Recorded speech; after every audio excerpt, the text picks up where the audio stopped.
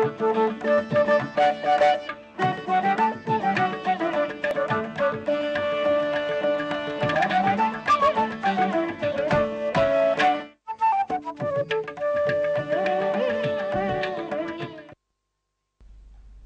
கல்பதரோர் கலிதம் பலம் சுகமுகாத் அமிர்தத்ரவ சயுதம் பிபத பாகவதம் ரசமாலயம் முகுரஹோ ரசிகா புவி பௌகாக. சுகாச்சாரியர் பாகவதமாகிற பழரசத்தை பக்தர்களான நமக்காக கொடுத்தார். பாகவத புராணத்தில் உண்டான கதைகளையே கண்ணபிரான் கதை அமுதமாக நாம் அனுபவித்துக் கொண்டு வருகிறோம். பகவானுடைய அவதாரங்கள், அவன் செய்தருளிய சேஷ்டிதங்கள் எண்ணிறந்தவை. அவற்றில் வாமனாவதாரத்தை நாம் கடந்த நாளில் அனுபவித்து முடித்தோம். பகவான் பலி மகாராஜாவுக்கு அனுக்கிரகம் புரிந்தார், திரிவிக்ரமாவதாரம் செய்தார், உலகத்தை தாவி அளந்தான். அவன் திருவடிகளிலிருந்து பெருகிய நீர் கங்கையாக கொண்டாடப்படுகிறது. இனி நாம் 8வது ஸ்கந்தத்தினுடைய இறுதி அத்தியாயத்தில் உள்ளோம். இந்த ஸ்கந்தத்தில் மொத்தம் 24 அத்தியாயங்கள். அதில் தற்போது நாம் 24வது அத்தியாயம், அதாவது கடைசி அத்தியாயத்தில் இருக்கும் மத்ஸ்யாவதாரத்தை பார்க்க போகிறோம். பகவானே மீனாக திருவவதாரம் பண்ணியது எதற்காக? எம்பெருமான் மீனாக பிறக்க வேணும்? ஆழ்வார்களுடைய பாசுரங்களிலெல்லாம் தசாவதாரங்கள் கொண்டாடப்படுகின்றன. திருமங்கையாழ்வார் பாடுகிறார், மீனோடு ஆமை கேழல் அரி குரலாய் முன்னுமிராமனாய் தானாய் பின்னுமிராமனாய் தாமோதரனாய் கற்கியுமானான் என்று திருக்கண்ணபுரம் சபரிப்பெருமாளை பற்றின பாசுரம். பகவானே தசாவதாரங்களும் செய்கிறார். அவர் எண்ணிறந்த அவதாரங்களை புரிந்திருந்தாலும் ஓர் 10 அவதாரங்கள் சிறப்பாக போற்றப்படுகின்றன. அதில் மீனான் அவதாரம் முதல் அவதாரம். அடுத்து ஆமை, நாம கீழே பார்த்துட்டோம். அடுத்தது கேழல், பன்றி, அதையும் அனுபவித்து முடித்தோம். அடுத்து நரசிம்மாவதாரம் 7வது ஸ்கந்தம் முழுக்க பார்த்துட்டோம். அடுத்து வாமனாவதாரம் இப்பதான் பார்த்து முடிச்சிருக்கோம். ஆக இந்த முதல் 5 அவதாரங்களுமே முதல் யுகமான கிருதயுகத்தில் நடந்தேறியது. அதில் 4 அவதாரங்களை நம்ம பார்த்துட்டோம். ஆமை, கேழல், அரி, குரல் முடிந்தது. இப்போ மத்ஸ்யாவதாரத்தை பார்க்க போகிறோம். இதற்கும் பிற்பாடுதான் அடுத்த ஸ்கந்தம், அதாவது 9வது ஸ்கந்தத்திலே பரசுராமாவதாரம், ராமாவதாரம் ஆகியவை பேசப்படுகின்றன. அப்புறம் 10வது ஸ்கந்தத்தில் பலராமாவதாரம், கிருஷ்ணாவதாரம் பேசப்படும். அப்புறம் 11, 12வது ஸ்கந்தத்தில் கல்கி பகவானை பற்றி பேசி எல்லா ஸ்கந்தத்தையும் முடிச்சுடுறார் சுகாச்சாரியர். அப்ப இப்ப நாம பார்க்க போறது 8வது ஸ்கந்தத்தினுடைய கடைசி அத்தியாயம், 24வது அத்தியாயம். பகவான் மீனாக பிறந்தது. மீன் என்பது விலங்கு ஜாதியிலேயே மிக தாழ்ந்தது. நாம அனிமல் கிங்டம்னு படிக்க ஆரம்பிக்கிறச்சே அதில் ஸ்ட்ரேட்டான்னு சொல்லுவாளோ இல்லையோ, அதில் ரொம்ப கீழே இருக்கு, அதுக்கு மேலே அதுக்கு மேலே அதுக்கு மேலே. அதில் நீரில் வாழ் ஜந்துக்களுக்குள் மிக கீழே இருக்கக்கூடியது மீன். அதுக்கு தண்ணீர் இல்லாமல் வாழ்வதற்கே இயலாது. அதால் நிலத்தில் வருவதற்கே முடியாது. பகவான் அதுவாத்தான் முதல்ல அவதரிக்கிறார். அதுக்கப்புறம் ஒரு எவல்யூஷன் ப்ராசஸ். அதுக்கப்புறம் ஆமையாக பிறந்தார். ஆமையான நிலத்துக்கு போக முடியும், ஆனால் கொஞ்சம் கூட ஓட முடியாது, செய்ய முடியாது. அடுத்து பன்றியான அவதாரம், ஓடுறதுக்கு முடியும், ஆனால் விலங்கினத்துக்குள்ள பன்றியின் தாழ்ந்தது தான். அதுக்கு மேலே சிங்கமான அவதாரம், நன்னா தேஜஸோடே ஒளிபடைத்த சிங்கம், காட்டுக்கே அரசான சிங்கம், அதுவாக பிறந்தார். அப்புறம் மிருகத்தை எல்லாம் முடித்த பிற்பாடு தேவனாக உயர்ந்த கஷ்யப பிரஜாபதிக்கும் அதிதி தேவிக்கும் வாமனமூர்த்தியாக பிறந்தார். அது தேவனான அவதாரம். அதுக்கப்புறம் மனுஷனான அவதாரம் பரசுராமர், ராமர். மறுபடியும் மனிதனான அவதாரம் பலராமன், கிருஷ்ணன். இப்படி ஒரு எவல்யூஷன் பார்த்தீங்களா? கீழே இருக்கிற மீனிடத்திலேருந்து ஆரம்பித்து மிக உயர்ந்த மனித பிறவி வரைக்கும் அனைத்தையும் பகவான் எடுத்து காட்டியிருக்கிறார். அதில் இப்போ நாம மத்ஸ்யாவதாரம் பார்க்க போகிறோம். எல்லாருக்குமே மத்ஸ்யமூர்த்தின்னா ஒரு ஆசை. ஜலத்துல விழுந்து புரண்டு விளையாடுறதுக்கு யாருக்குத்தான் ஆசை இருக்காது? அதனாலதான் அதை இப்ப பார்க்க போறோம். ராஜோவாச்ச முதல் ஸ்லோகத்திலேயே பரீட்சித்து மகாராஜா சுகாச்சாரியரிடத்துல கேட்கிறான். பகவன் ஸ்ரோதும் இச்சாமி ஹரேர் அத்புத கர்மணா அவதார கதாம் ஆத்யாம் மாயா மத்ய விடம்பனம். மாயா மத்யம் வேதாந்த தேசிகன் தசாவதார ஸ்தோத்திரம் என்று பாடியுள்ளார். அதுல ஓரொரு ஸ்லோகத்தாலே ஒரு அவதாரத்தையும் சொல்றார். அதுல மத்ஸ்யாவதாரத்துக்குன்னு இருக்கிற ஸ்லோகத்தை அப்புறம் சொல்றேன். 10 அவதாரங்களையும் சேர்த்து ஒரே ஸ்லோகத்தால சொல்றார். ஒரு அவதாரத்துக்கே புராணத்திலெல்லாம் ஆயிரக்கணக்கான ஸ்லோகங்கள். வேதாந்த தேசிகன் கருதினார், இன்னைக்கு இருக்கிற வேகமான உலகத்துக்கு இவன் அத்தனை ஆயிரம் ஸ்லோகங்கள் எல்லாம் படிக்க மாட்டான். ஒரு அவதாரத்துக்கு ஒரு ஸ்லோகமா பண்ணி கொடுப்போம். 10 அவதாரங்களுக்கு 10 பண்ணார். அப்புறம் அவரே யோசித்தார், இவனுக்கு போற வேகத்தில் ஒரு அவதாரத்துக்கு ஒரு ஸ்லோகம் கூட படிக்க மாட்டான். 10 அவதாரங்களையும் சேர்த்து ஒரே ஸ்லோகத்துல பண்ணி வச்சிருவோம். அந்த ஸ்லோகம் இதுதான். இச்சாமீன விஹார கச்சப மகாபோத்திரின்னு எதிர்ச்சாகரேன்னு தொடங்குகிற ஸ்லோகம். இச்சாமீன தான் ஆசைப்பட்டபடி மீனாக பிறந்தார். விஹார கச்சப விளையாடுவதற்காக ஆமையாக பிறந்தார். மகாபோத்திரின்னு பெரிய பன்றி உருவத்தை எடுத்துக்கொண்டார். எதிர்ச்சா ஹரி திடீர்னு நினைத்த மாத்திரத்தில், கைகாட்டின மாத்திரத்தில் எதிர்ச்சையாக தூணிலிருந்து நரசிம்ம பெருமானாக தோன்றினார். இப்படி ஒன்னொன்னா ஒரு சொல். அந்தந்த சொல்ல சேர்த்துட்டோம்னா 10 அவதாரங்களுக்கும் ஒரே ஸ்லோகம். கடைசி பட்சம் இந்த ஸ்லோகத்தையாவது நாம நன்னா மனசுல வச்சுட்டோம்னா எல்லா அவதாரங்களையும் இந்த ஸ்லோகத்திலேருந்து அனுபவிச்சுக்கலாம். ரோஷராம கருணா காக்குத்ஸ்தங்கிறார். கோபமே வடிவெடுத்த பரசுராமன், கருணையே வடிவமாக கொண்டிருக்கிற ராமன். இப்படி ஒத்தொத்தருக்கு ஒரு சப்தம். வேதாந்த தேசிகன் 28 ஸ்தோத்திரங்களை அனுகிரகித்துள்ளார். அதுல இது தசாவதார ஸ்தோத்திரம். அங்க அவர் சொல்றதே இச்சாமீன தான் ஆசைப்பட்டபடிக்கு உடனே பிறந்துட்டாராம் பெருமான். எதற்காக பிறக்கணும்? அதுவும் மீனாக போய் பிறக்க வேண்டுமா? அதுதான் இப்ப கேள்வி. மாயா மத்ய விடம்பனம். மத்யமூர்த்தியாக பகவான் அவதரித்துள்ளாரே, எத்தனையோ மாயை செய்தாரே, கேட்கணும்னு ஆசை. யதர்த்த மததாத் ரூபம் மாத்ஸ்யம் லோகஜுகுப்சிதம் தமப் பிரகிருதி துர்மருஷம் கர்மகிரஸ்த இவேஸ்வரஹ. மேலும் பரீட்சித்து தொடர்கிறான். சுகாச்சாரியரே, உலகத்துல ஒன்றும் மத்ஸ்யம் மீனால் ரொம்ப உயர்த்தியா யாரும் கொண்டாடுறது இல்லையே. லோகத்தார் வெறுப்பர்களே. என்ன மீன் நாற்றம் வீசும். மீனால் தண்ணீரை விட்டு பிரிந்து உயிர் வாழ்வதற்கே முடியாது, வழவழான்னு இருக்கும். அப்படி இருக்கிறச்சே மீனை எல்லாரும் சிங்கத்தை போலேதான் வசத்தியா, யானையை போல உயர்த்தியா சொல்லிட போறோமா? அப்படி இருந்தாலும் பகவான் மீனாக ஏன் பிறந்தார்? உலகத்தாரின் வெறுப்புக்கு ஆளாக மாட்டாரா? அதுக்கு தான் சுகாச்சாரியர் பதில் சொல்ல போறார்.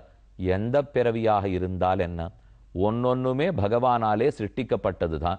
இப்ப என்ன மீனிடத்துல தான் மலமும் மூத்திரமும் இருக்கு, மனுஷனிடத்துல இல்லையா? நம்ம உள்ளுக்குள்ள இருக்கிற சதையும் ரத்தமும் வெளியில வந்துடுத்துனால் ஈ எறும்பு ஓனாய் கோட்டான ஓட்டுறதுக்கு ஆள் போடணும். அவ்வளவுதான் நமக்குள்ள இருக்கிற அழுக்கு. உண்மையா பார்த்தா மற்ற விலங்கினங்கள்லாம் நம்ம ஏமாத்தவே ஏமாத்தாது. பாம்புன்னா கடிக்கும்னு தெரியும், தேள்னா கொட்டும்னு தெரியும், புலினா அடிக்கும்னு தெரியும். ஆனா இது ஒண்ணுமே தெரியாம மனுஷன் நம்மளை ஏமாத்தி விடுறானோ இல்லையோ. அதுக்கு விலங்கின் பாடு எவ்வளவோ தேவலை. இந்த கீழே ஒரு நாள் சொன்னதான் ஞாபகம். பகவான் எல்லா வாகனங்களையும் விலங்காத்தான் வச்சுக்கிறாரே தவிர மனித வாகனத்தையே வச்சுக்க மாட்டேங்கிறார். ஏன்னால் ஒன்னும் மனுஷன் ரொம்ப உயர்ந்தவன், ஆனால் அவன் தூக்கக்கூடாதுங்கிறதுக்காகலாம் இல்லை. அவனுடைய அடிமைகள் தான் நாம். அவரை தூக்கிறதுக்கு கடமை தான் பட்டிருக்கோம். அதனால ஏன் வச்சுக்கலன்னா, ஒருவேளை அவருக்கே சந்தேகமோ என்னமோ. சிங்க வாகனம்னா ஒத்துக்கலாம், யான வாகனம்னா ஒத்துக்கலாம், ஹனுமார் வாகனம்னா ஒத்துக்கலாம். சேஷ வாகனத்திலையும் பெருமாள் வரார், யாழி வாகனத்துல வருவார், ஹம்ச வாகனத்தில் வருவார், எல்லாம் உண்டு. ஆனால் மனிதன் அவர் வச்சுக்க மாட்டேங்கிறாரேன்னா இவன் எப்ப ஏமாத்துவான்னே தெரியலையோ இல்லையோ. வாகனம்னு சொல்லிட்டு எங்கேயானு தூக்குறேன்னு சொல்லிட்டு கீழே போட்டான்னா வேண்டாம்னு வச்சுட்டார் போல் இருக்கு பெருமாள். ஆக மனிதனிடத்துல இருக்கிறத காட்டிலும் விலங்கினத்தை நாம நம்புறோம். எந்த இனமும் தாழ்ந்த இனம் கிடையாது. அது மனிதனோ விலங்கோ பறவையோ நீர்வாழ் ஜந்துவோ அப்படிங்கிறத லோகத்துல புரிய வைக்கணுங்கிறதுக்காகத்தான் எல்லா பிறவிகளையும் பகவான் ஏற்றுக்கொள்ளுகிறார். நம்மாழ்வார் திருவிருத்தம்ங்கிற பிரபந்தத்திலே என்னின்ன யோனியுமாய் பிறந்தாய் இமையோர் தலைவா மெய்நின்னு கேட்டருளாய். ரொம்ப ஆச்சரியமான பாசுரம். பொய்நின்ன ஞானமும் பொல்லாவொழுக்கும் அழுக்குடம்பும் இந்நின்ன நீர்மை இனியாமுராமை இமையோர் தலைவா மெய்நின்னு கேட்டருளாய். என்னின்ன யோனியுமாய் பிறந்தாய். எந்த பிறவியும் நீ எடுக்கிறாய், அதனால் உனக்கு ஓர் குறைவும் இல்லை. ஏனெனில் அதை இப்ப சுகர் பதில் சொல்ல போறார்.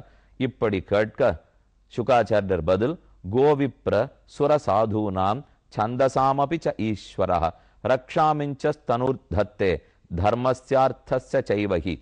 ஏன் மீனாக பிறந்தான் என்று கேட்டீர். மக்களை காக்க வேண்டும், ரிஷிகளை காப்பாற்ற வேண்டும், வேதங்கள் அனைத்தையும் ரட்சித்து கொடுக்க வேண்டும். மகா பிரளயம் ஏற்படுகிறது. பிரளயத்தின் போது தண்ணீரால் உலகம் சூழப்படுகிறது. அப்போது மூலிகைகளை காத்து கொடுக்கணும், வித்துக்களை காத்து கொடுக்க வேண்டும், ரிஷிகள் சப்த ரிஷிகளை காக்க வேண்டும், வேதங்களை காத்து கொடுக்க வேண்டும். அப்போதுதான் உலகம் நன்கு வாழும். அதற்காகத்தான் பெருமாள் மத்ஸ்யமாய் மீனாக பிறந்தார். மேலும் ஆசீத் அதீத கல்பாந்தே உச்சாவச்சேஷு பூதேஷு சரன்னு வாயுரிவேஸ்வரः நோச்சாவச்சத்வம் பஜதே நிர்குணத்வாத் தியோ குணைஹி. அதாவது பெருமானுக்கு குற்றம் தட்டாதா? அவர் போய் மீனாக பிறந்தாரேன்னு கேட்டாயல்லவா, குற்றமே தட்டாது. காற்று துர்நாற்றத்தையும் கிரகித்து கொண்டு வருகிறது, நறுமணத்தையும் கிரகித்து கொண்டு வருகிறது. காற்றுக்கு குற்றமா? காற்று அதோட ஒட்டவே ஒட்டாது. அது ஒரு துர்நாற்றத்தை எடுத்துன்னு வந்ததுனாலும் காத்து தான். அதை எடுத்து கொண்டு வந்து நம்ம இடத்துல கொடுக்கறதே தவிர துர்நாற்ற காற்றுன்னு காற்ற மட்டமா சொல்லிட முடியுமா? அல்லது நறுமண காற்றுன்னு காற்ற வசத்தியா சொல்லிட முடியுமா? ரெண்டும் அல்ல.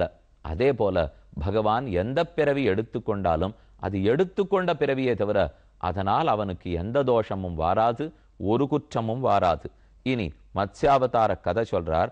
ஆசீத் அதீத கல்பாந்தே பிராமோ நைமித்திகோ லயः சமுத்ரோபப்ளுதாஸ்தத்ர லோகா பூராதயோ நிருப காலேன ஆகத நித்ரஸ்ய தாதுஹு சிஷைரோர்பலி முகதோ நிஸ்திருதான் வேதான் ஹயக்ரீவோந்திகே ஹரத். பிரம்மா பிராகிருத பிரளயத்தின் போது அழிந்தே போவார். ஆனால் அவாந்தர பிரளயமாகிற நைமித்திக பிரளயம், அதாவது பிரம்மாவுக்கு பகல் முடிஞ்சு போறது, ராத்திரி பொழுது வந்துடுத்துன்னா முதல் 3 லோகங்கள் அழியும்னு முன்னாடியே சொல்லியிருக்கேனோ இல்லையோ. பூஹு புவஹா சுவஹா ஆகிய 3 லோகங்களும் பிரமதேவனுடைய பகல் முடிஞ்சு போச்சுன்னால் அழியும். தண்ணீரால் அனைத்தும் சூழப்படும். அப்ப பிரம்மா தூங்க போயிடுவார். அவர் தூங்கறதுக்கு போயிட்டார். தூங்கிட்டு இருக்கிறச்சே அவருடைய மூக்கின் வழியே வேதங்கள் விலகி வெளியே ஓடிவிட்டன. ஹயக்ரீவன்கிற அசுரன், ஹயக்ரீவ பெருமாள் அல்ல, ஹயக்ரீவன்கிற அசுரன் குதிரமுகத்த அசுரன். அந்த அசுரன் வேதங்களை திருடிட்டு போயிட்டான். ஞாத்வா தத்தானவேந்திரஸ்ய ஹயக்ரீவஸ்ய சேஷ்டிதம் ததார சபரி ரூபம் பகவான் ஹரிரீஸ்வரः தத்தர ராஜரிஷி கஷ்டின் நாம்னா சத்யவிரதோ மகான். பிரம்மாத அறியாமல் தூங்கி கொண்டிருக்கிறார். வேதங்கள் திருடு போய்விட்டன. வேதங்கள் போயிடுத்துனா பிரம்மதேவர் எப்படி சிருஷ்டிப்பார்? உலகத்துக்கு யார் விளக்கூட்டுவார்கள்? யார் நல்வழி காட்டுவார்கள்? அதனால பகவான் வேதங்களை காத்து மறுபடியும் பிரம்மாவுக்கத்த உபதேசிக்க வேணும் என்கிற எண்ணத்தோட மீனாக பிறக்கிறார். ஏன்னா மொத்தமே தண்ணீரால் சூழப்பட்டிருக்கோ இல்லையோ, இப்ப தண்ணீரில் பிறந்துதான் காத்து கொடுக்க வேணுங்கிறதுக்காக பகவானே பிறக்கிறார். பிறக்கிறச்சே பெரிய மீனா அவர் அவதாரம் பண்ணிவிடலே, சின்ன மீனாக பிறக்கிறார். அதுவும் யார் கையில வந்திருக்கார் பாருங்க. தத்தர ராஜரிஷி கஷ்டிம் நாம்னா சத்யவிரதோ மகான். சத்யவிரதர் அப்படின்னு பழைய கல்பத்தில் ஒரு ராஜரிஷி. அவரே இந்த கல்பத்தில் ஸ்ராத்த தேவர்ங்கிற பெயரோடே பிறந்துள்ளார். ஸ்ராத்த தேவ இதி க்யாதः மனுத்வே ஹரிணார்ப்பிதः ஏகதா கிருதமாலாயாம் குர்வதா ஜலதர்ப்பணம். அவன் தென்தேசத்து அரசன்.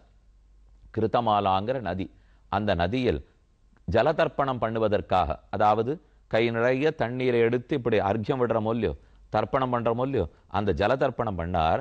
தஸ்யான் அஞ்சல் யுதகே காச்சித் சபர்யேகாபியபத்யத. அப்பதான் இப்போ அழகா வியக்கக்கூடிய கதை நடக்க போறது. அவர் கையில் இப்படி எடுக்கிறச்சே சின்ன மீன் ஒன்று வந்தது. சரி, மீன் வந்துடுத்தே அதை திரும்ப விட்டுடுவோம்னு போனார். சட்டன்னு மீன் பேசுறதுக்கு ஆரம்பிச்சுடுத்து. என்னை திரும்ப அந்த தண்ணீரில் விட்டுட்டீர்னா மற்ற பெரிய மீன்கள்லாம் என்னை விழுங்கிவிடும், என்னை எப்படியானு காப்பாற்றக்கூடாதா? எப்படின்னு கேட்டார். உம்முடைய கமண்டலூர் இருக்கிற நீரில் என்னை விட்டுக்கலாமே, அப்போ மற்ற மீன்கள் என்னை கடிச்சு கொதற விடாதே. என்ன இந்த மீன் கேட்கறது? கலசாப்சு நிதாயை நாம் தயாளுர் நின்ய ஆசிரமம் சாது தத்திரைகராத்திரேன வர்த்தமானா கமண்டலவ். ஆனா கமண்டலோளுக்கு அன்னைக்கு ராத்திரிக்குள்ளேயே அந்த மீன் பெருசாயிடுது. சரி, மீன் கேட்கறதேங்கிறதுக்காக அவர் எடுத்து கமண்டலத்தில் விட்டுண்டார். ராத்திரிக்குள்ள அது வளர்ந்துடுத்து. மறுபடியும் மீன் பேசித்து, எனக்கு இந்த இடம் போறலே, நீ இதை விட பெரிய இடத்துல விட்டுடணும். நாகம் கமண்டலாவஸ்மின் கிருச்ரம் வஸ்து மிகோத்சகே கல்பயோகா சுவிபுலம் எத்ராகம் நிவசே சுகம், நான் சுகமா இருக்கிறதுக்கு இன்னொரு இடத்துல விடக்கூடாதா? அப்புறம் மணி தீர்த்தத்தில் எடுத்தார். மந்திரத்தால பூஜித்து வைக்கப்பட்டிருக்கிற பெரிய பாத்திர நீர், அந்த நீர்ல எடுத்து விட்டார். அதுக்குள்ள அதுவும் வளர்ந்துடுத்து. அதுக்கப்புறம் மறுபடியும் ஒரு குளத்தில் எடுத்து விட்டார். குளத்தளவுக்கு வளர்ந்துடுத்து. அங்கிருந்து பெரிய ஏரியில் எடுத்து விட்டார். ஏரி அளவுக்கு வளர்ந்துடுத்து. அங்கிருந்து எடுத்து கடலுக்குள்ள விட்டார். கடல் அளவு வளர்ந்தது. ஒண்ணுமே புரியல ஸ்ராத்த தேவருக்கு. ஏதோ மாயா மீன் அப்படிங்கிறத தெரிஞ்சு விட்டார். தத ஆதாய சாராஜ்ஞா க்ஷிப்தாராஜன் சரோவரே, அடுத்து சரோவரத்துல விட்டார். அப்புறம் ஹ்ரதத்திலே நிதேகி ரக்ஷாயோகேன ஹ்ரதே மாம் அபிதாசினி. அதுக்கப்புறம் ஜலாசயம் சமுத்திரத்திலே விட்டுட்டார். ஜலாசயே சம்மிதம் தம் சமுத்திரே பிராக்ஷிப ஜஷன். எல்லாத்தையும் வளர்ந்துடுச்சு. எவ்வளவா வேகமா வளர்ந்ததுன்னு சொல்றார். யோ பவான் யோஜன சதம் அன்ஹாபி வியானசே சரஹ. அது ஹஸ்தத்ரயம், ஒரு நாழிகை பொழுது போறதுக்குள்ளே நம்ம கையால 3 முழம் வளர்றதான். யோஜன சதம், அந்த 4 நாளைக்குள்ளே கிடுகிடுகிடுன்னு ரொம்ப வேகமாக வளர்ந்து 100 யோஜனை அளவுக்கு பெருசா எடுத்து. நூனந்தம் பகவான் சாட்சாத் ஹரிர் நாராயணோ வியய அனுகிரகாய பூதானாம் தத்சே ரூபம் ஜலௌகசம். நீ சாதாரண மீன் அல்ல, நீ நாராயணனே வந்து பிறந்திருக்க வேண்டும். இல்லைன்னா இப்படியா நிமிட பொழுதுல இப்படியெல்லாம் வளர்றதுக்கு முடியுமா? நீர் ஆரென்று சொல்லும், எதற்காக பிறந்தீர் என்று சொல்லும், இதோ உம்மை வணங்குகிறேன்னுட்டு ஸ்ராத்த தேவன் பகவான ஸ்தோத்திரம் பண்ண ஆரம்பிக்கிறார். அப்புறம்தான் யார் அந்த மீன்கிறத தெரிஞ்சுக்க போறோம். காத்திருந்து அறிவோம்.